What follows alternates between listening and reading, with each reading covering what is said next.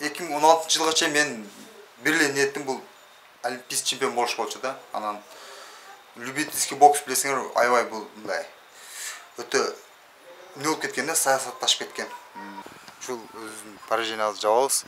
Дагы мындан кийин күчтүү версияда титулдарды алып келебиз. Буюрса, мага ишенип койгула. Иншалла. Коронавирусты көргөзүп койсузбу бир-эки? Левша, опа! Жүрүңүз эми үйгө кирели. Азыр үйгө кирип эле анан кийин титулдарыңызды көрөйүкчү, поезтериңизди мындай колубуз менен кармап көрөйүкчү жакындан, Жети область биримдик, бул деген спорт мейкиндик. Жети область биримдик, бул деген спорт мейкиндик. Ассаламу алейкум достор, кадырлуу кыргыз элим, барыңыздарга салам. Баткендебиз, Жети область биримдиги командабыз менен бүгүн Баткен жергебизде Кыргыздын жүзү болгон жигиттин үйүнө конокко баратабыз. Ал ким десеңер, бокс боюнча Кыргызстандын чемпиону, Азиянын чемпиону, Кыргыздын Акжол Сулайманбек уулу деген жигиттин азыр айылындабыз. Иншалла ушул биз Жети область командабыз.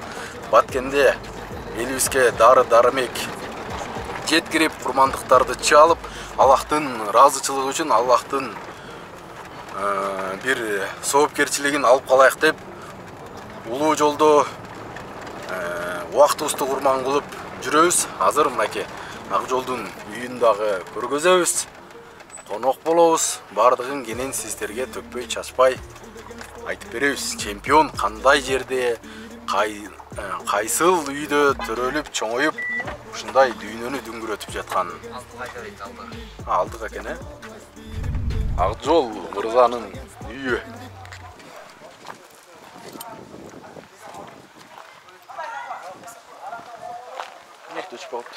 Рулдун үстүндө го. Так, мынакей.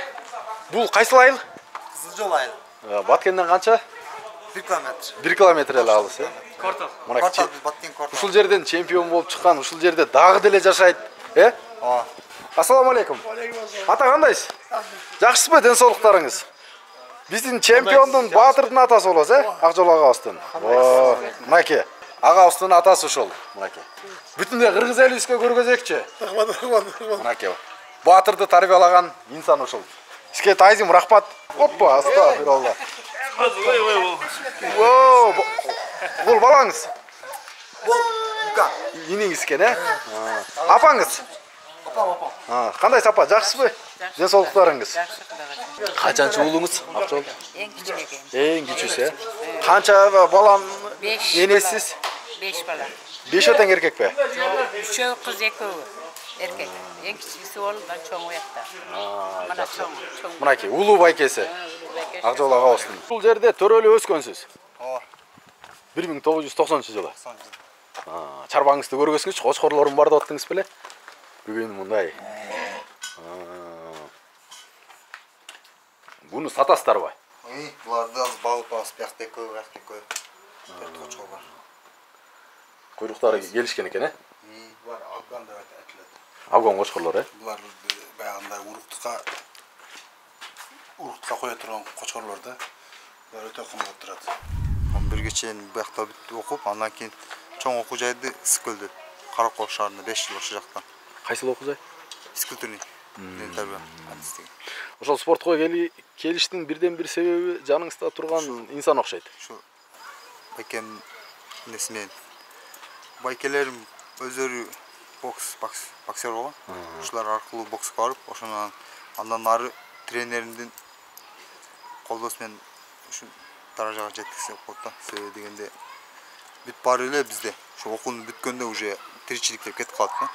Россияга тияк-бияка. А мен окууну бүткөндө мен ушундай жолго кетпесин деп мени өзү окутуп, өзү бүт баарыны турнир барсам деле өз жанына акча берип жүрүп ушул не кылды да.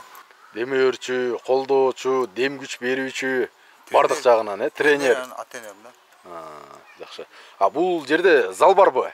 Бокс боюнча кандайча ушул бокс чөйрөсүнө келип калдыңыздар? Бокс бизде буякта шаарда бар, бокс. Баткенде. Алдың болгон, андан кийин 99-жылы биз Анвар Нурматов деген агайыбыз келип, ошол жаңы үскүтүнүз келген жылы Bizde dagы bir tuğanımız var. Өзү айылдан алып мектептен алып кеткен. Ошол менен барып жүрүп, biz birlik ayttık, bizde inilерибиз бар, 3 класста окуган. Ошолорду бир көрсөңүздөр деп, ошол менен бешөө барып жүрүп, ошонун ичинен Акжол өзү декан салып кетти деп боксту. Канча жыл болду? 20 жыл. 20 жылдан бери бокста жүрөсүз. 2 жыл барган, 2020. Акжол агабыз мынакей дүйнөлүк чемпиондорго, дүйнөлүк деңгээлде боксташ коюп, үйгө келип, могу кочкорлорду карап койлу, ушул айылдан ааламды дүңгүрөтүп атат. Кыргыздын атын чыгарып атат десек да болот. Буга чейин 15-0 болчу. Эми спорт деген спорткөн өткөндө бир жеңилүү ызасын тартып калды. Бирок иншалла контракттар дагы бар да уюмда. Ушул өзүнүн поражениябызды жабабыз. Дагы мындан да күчтүү версияда титулдарды алып келебиз. Буюрса, мага ишенип койгула. Иншалла. Коронуйларыңызды көргөзүп койсузбу бир-эки? Левша, опа! Жүргүз эми үйгө кирейли. Азыр үйгө кирип эле анан кийин титулдарыңызды көрөйүкчү, поёстериңизди мындай колубуз менен кармап көрөйүкчү жакындан, Чегип, Батырбек болма. Алыс жакында жүргөн, сизди багы күтүп тургандагы, дем берген дагы ушул инсан болсо керек. Канча балаңыздар бар? Буюрса, бирисинен күтүп жакын арада. Иншалла Кудайым буйрса насип кылсын. Чемпиондун жолдошу болуш кандай жеңе? Баракелди.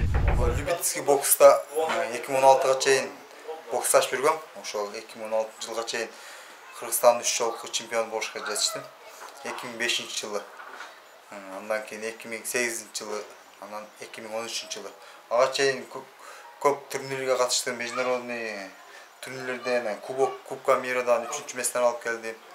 Анан жанакындай топ файт деп коет. Жаңы формат 1 раунд 12 минут. Ошол турнирден чемпион болдум.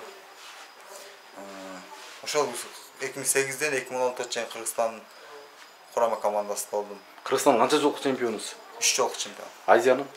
Азиянын титулу. Титулун Анан ээси. бирок мындай көп мен кандай десем, турнирге барбай калгам да. Качпай калган. Ушул курлардан эң титулоомдой куруңуз кайсыл? Чемпиондук. Эми негизи бул WBC титулу 4 основной титулдун ичинен эң күчтүү турат да. Бирок азыр мага көп жемиш алып келгени бул WBA деп коет, бүткүл дүйнөлүк бокс ассоциациясынын Азия боюнча.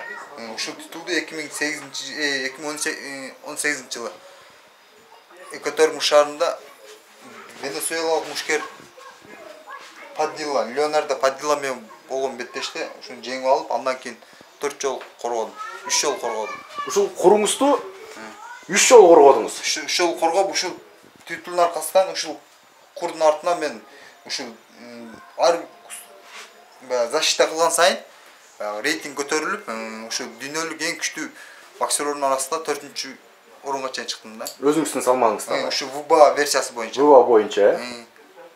А бунуңуз? Бул WBC Азия. Муну 2017-жылы Орусиялык мушкер Денис Ваши менен болгон беттеште жеңип алгам. Муну мен жеңгенден кийин сразу вакант кылып таштап койгом да. Баягы кайра коргогон жокмун, сразу эле вакант кылып таштап койдум. Андан менден кийинкилер алып мушташып кетти да кайра. 2016-жылга чейин мен бир эле ниетим бул олимпийский чемпион болуш болчу да. Анан любительский бокс билесиңер, аябай бул мындай өтө не болуп кеткен да, саясатташып кеткен. Анан 2016-жылы ушул лицензионный турнирде, бүткүл дүйнөлүк лицензионный турнирде Баку шаарында болгон, Азербайжан Республикасы Баку шаарында болуп, ошондо биринчи бойдон эле венгриялык мушкер менен мушташып, негизи бойду уткам. Наоборот 3-0 айка победан берип койду. Анан Кыргызстандан биз общий 10 весовой категориядан балдар барганбыз, бүт баарыбыз лицензия албай калдык. Келгенден кийин главный тренер баарыбызга чогуу собрание кылып, келгенин келгиле, калганын калгыла, желание сорла кайтып келесиңер. Ушу 1 ай 10 күн эс алуу берген. Андан кийин мен кайра жаңы состав түзөм дегенден кийин мен уже өзүмдү 2020-га чейин уже көрбөй калдым да, любительский бокстон көрө албадым да. Келечегиңизде? Көрө албай калдым. Анан ушул Жаш күч федерациясынын президенти Айбек Мусаев деген агабыз бар. Ошол агабыз менен экөөбүз Москвада көп коммерческий турнирлерге чыгып жүргөнбүз. Мындай коммерческий акчага. ошол экөөбүз жакшы тааныш болчук, мага жакшы кеп кеңештер айтып жүргөн. 2013-тен бери айтып жүрчүдөй болду уже сен Кыргызстанды уттуң, мастерди толтурдуң. Профко төлүү депчи көп айтчу. Анан ошондо 2016 акыркы лицензионду бүткөндөн кийин Айбек байкебиз менен сүйлөшүп, ошол жака Россияга RCC Boxing Promotion деген компания менен келишим түздүк да. Келишим түзгөн жокпуз, мындай сүйлөшүп, бир аз сборго бардым. Барып ошол жакта жүрүп, бир ай тренировка кылып, ошолорго мындай көрдүм мен просмотр, как просмотр барып, мени карап, андан кийин контракт бериштилер. Биринчи менеджерс контракт бериштилер. 4 бой мушташкандан кийин мага чисто промоторский контракт берип, андан кийин мен бүт жагымды, тамак ашымды, бүт зарплата кылып бериштилер, бүт жагын карап берип, ошондон кийин уже мен кандай десем, акчага согуша баштадым да, бир аз тыйынтып кыла баштадым. Өзүңүзгө багы эмгегиңиздин акыбети кайтып баштады, э? Ошол 4 бойдон кийин 5-чи бой, 5-чи контракт бергенден кийин 3 бойдон кийин кайра ушу ВБС, WBC Азия титулуна согушуп, муну жеңип алдым. Андан кийин 3 бой өткөргөндөн кийин кайра анан берки ВБА Азия титулуна мушташып, бул да бирөөнүн ордуна заменага чыгып туруп жеңип алдым да. Негизи менин ордумда бир орус бала болчу. Ал ооруп калганына байланыштуу заменада мени койгондо мен тиги Венесуэла мушкери Падила менен мушташып ошону жеңип алдым да. Жакшы. Анан азыркы сиз иштешип жаткан компания дейбизби, уюм дейбизби, организация дейбизби, ушу көбүнчө Екатеринбургда даярданасыз да. Айлап көп убакыттачы ошол туурасында айтсаңыз, кандай келишимдер болот, алар кандай сизди кыймылдатат, менеджерский командабы? Биз ал жакта менде менеджерский дагы, промоторский дагы 2 контрагым бар. 2021 жылга чейин болот, буюрса. Дагы 1 жыл калды. Алар бизден талап бир гана мушташ бериш, алар калган витаминизация, медикамент, тамак аш, питание, проживание бүт баарыны өз мойнуна алышкан. Биз бир гана аларга чыгып мушташ беребиз. Анан бизге ушул айына эмгек акыбыз бар. Анан ар бир бойго өзүнүн бир аз контракт гонорарыбыз бар. Ушул ошону бөлүп даярдап беришти сизге, э? Ошо. Жакшы. Анан эми акыркы беттешиңиз туурасында сөз кылсак да, акыркы беттешиңиз жалпы сиз үчүн, кыргыз эли үчүн оор болду. Себеп дегенде багы профессионалдык жеңилүүңүз жок болчу. Жеңиштин үстүндө эле келаткансыз. Кыргыздын мейвезери деп аткан бир 50-0бу, 60-0бу, бир чоң деңгээлде утулууну билбеген бир Кыргыздын алгачкы бир кандайдыр бир боксер катарында бир тарыхта калабызбы деле, бирок башкача болуп калды. Эмне болду ошол? Өзүңүздүн оозуңуздан угаякчы. Эми бул спорт экен. Бирде жыгылат экенсиң, бирде жеңет экенсиң, бирде жыгылат экенсиң. Бул биз деле күткөн эмеспиз. Даярдык аябай жакшы болчу. ВБА Gold деп, WBA Gold деген титул, бул уже почти чемпион мира деген да. Ушуга мушташып, орусиялык мушкер, өзүнүн эле бир клубтан Марк Урбан деген. Ал аябай күчтүү, опытный боксер. Рейтинги да менен үйдө турат болчу. Ошого мен өзүм претендент болуп чыгып, бул эми кокустан болду. Бүт баары эле бойду карап отуруп, бул тренериңден ашыпка дейт. Ал жерде тренер мушташпайт да, мен өзүм мушташам. Бүт баарыны өзүм күнөөлүү. Даярдык жакшы болчу, бирок бир аз бойго жакын биз бир аз ооруп калдык. Ошол себеп болууга да өзүм айтам. Себеби дегенде ооруп калганда мен уже бойго чыкпайм деп вес кайта набрать этип алдым да. Ошо бир жума калганда мен 8 кг веске айнып кетип, ошондо бир аз кыйналып калдым. Салмактан кетиптир, э? Салмактан. Эртесиге бир күндө восстановление болбой калды да. Кандай эми абал? Азыр абал өтө жакшы. Бокс сагынып калдык. Буюрса жол ачылса эле чакырып атышаттар. Мындай оор абалга түшүп калдыңыз да? Мындай ден соолук? Жок, ден соолук жакшы. Биз Кудайга шүгүр.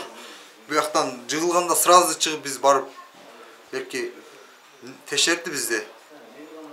Тешер бүт барыны башта қан тамырлар бүт бар жайында екен. Алдыңғы берки эмирти кандай чыккан болсо, бойдон кийинки эмирт экөө окшош чыкты да, бардыгы бирдей чыкты. Ошо Кудайга шүгүр, врачтар бир ай эс аласың, кайра тренировканы баштай берсең, эч коркунуч жок деп ушундай өздөрүнүн кепилдигин берди да. Иншалла, Кудайдын буйруса мынакей абал ушундай, өзүнүн оозунан уктук жашаган үйүн көрдүк, Батырдын ата-энесин көрдүк дегендей Кудайдын буйруса мындан да чоң деңгээлдеги турнирлерде көрөйлү, уюмдарда көрөйлү, Кыргыздын байрагын бийик көтөргөнгө Жети область биримдигинин атынан, элибиздин атынан, спорт мейкиндигинин атынан ыраазычылык белгилегенчи ушул Кыргыздын боксун жакшы деңгээлге чыгарып атасыздар. Батырдыга келип, элди аралашып келген, рахматулла. Ел баары разы болдур. Момин. Сте болгон аталарым баталасын алып жүрө берели. Алла разы болсун. Дагы балаңыз досум болот. Кичинекей кезден бери боксер болуп жүрчүбүз. Акыры бизине түшкөндө үйүнө келип нанос тийип атат. Кандай болот ата? Эң негизгиси ушул аталарыбыздын батасын алайык деп чемпионубуздун атасы мынакей Белгур сиздики. Сыйлыктагы, сыймыктагы сиздики. Уулуңуз бир гана сиздин уулуңуз эмес, кыргыз элинин уулу кылдыңыз. Мурда кичинекей кезинде сиздин уулуңуз эле, эми бүтүндөй кыргыз элибиздин куру. Кудайым буйруса, будан белге да бирди алып келсин. Колго дагы экиден алып келсин. Кудайым буйруса. Кыргыз элим өзүңөр көргөндө иншалла Ак жолдун үйүндө, Ак жолдун сийиң көрүп атабыз, алтындай болгон атабыздын батасын алып атабыз иншалла. Мына момунда куур, мына моуну эч ким алып келе албайт да бакачы. Бокс боюнча тем более. Ушу спортсмен өзүбүздүн балдарды сыйлай билели. Нанос тийдик, дамсыздык, жакшы ой тилектер болду. Мына Жети областтан чогулган жигиттер болду. Барыбыз ушул бир билек, бир тилек болойлу. Барыңыздарга рахмат, барыңыздарга Аллах ыраазы болсун.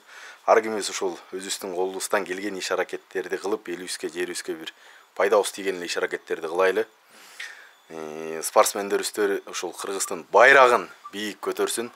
Кыргыздын атын чыгарсын. Мынакей чемпион болуп төрөлбөйт дейт го, чемпион болот акырында. Ушинтип чемпиондор болуп турат. Биз Аллага миң миртебе шүгүрчүлүк кылабыз. Ушундай бир дастаркондо ушундай жакшы инсандар менен отурганыбызга бардыгы кыргыз ичин деп күйүп пушкандар. Анан ушул күйүп пушкан жигиттердин бардыгын багы эр жигит чоңойгондо мен деп калат экен, чемпион болобу, башка нерсе болобу, бирок ушул эр жигитти жарык дүйнөгө алып келген атасы да. Атабыз болбосо биз кайдан болмок элек, бул жерге биз да турбайт болчук. Буларда эч кимиз чемпион болбойт болчу. Бир Аллахтын буйругу менен. Анан Ак жол агабызды дагы ошол эр жигит кылган ушул ата кеси, аталардын батасы балдарга кабыл дейт. Анан атабыз да ушул бизге бир жакшы бата берсе, амин десе, Аллахым амин десе, ошо менен бир Жалал Абад Баткен ошко жетип алайлы. Иншалла, Отура бериңиз ата. Момин. Жолуңар сыдыр болсун, жолуңар кызыр болсун. Мына бу жерден чыккандан кийин катты айдабасаң, секин акырын, значит 5 саат жетеден 8 саат жеткиле свободно боласың, мали. Тынч барып, эсереман ата-эненин алдыга барып, неме кылып, көргөндөрүн бара айтып барып, неме кылып кетсеңер, жакшы болот. Амин. Бар. Барыңыздарга рахмат. Көрөрмандар, кадырлуу кыргыз элим, ушу менен сапарыбыз карады. Жети область биримдиги Кудайым буйруса Бишкекке сапар алдык. Эмки эфирден көрүшкөнчө аман болуңуздар. Жети область биримдик, бул деген спорт мейкиндик. Жети область биримдик, бул деген спорт мейкиндик.